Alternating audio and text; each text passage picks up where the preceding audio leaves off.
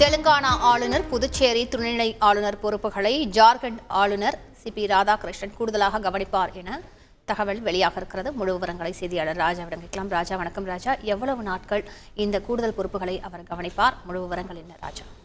வணக்கம். தமிழ்நாடு பாஜக தலைவராக இருந்த தமிழிசை சவுந்தரராஜன் கடந்த 2019 ஆண்டு செப்டம்பர் மாதம் தெலுங்கானா ஆளுநராக நியமிக்கப்பட்டார். இதனைத் தொடர்ந்து கடந்த 2021 ஆண்டு புதுச்சேரி துணைநிலை ஆளுநராக தமிழிசை சவுந்தரராஜன் கூடுதல் பொறுப்பு வழங்கப்பட்டிருந்தது.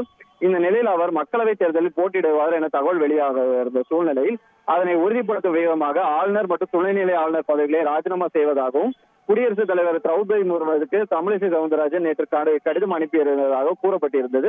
தற்போது அவர் வகித்த பதவியை ஜார்க்கண்ட் முதல்வராக இருக்கும் CP ராதாகிருஷ்ணனுக்கு கூடுதல் பொறுப்பாக கொடுக்கப்பட்டிருக்கிறது.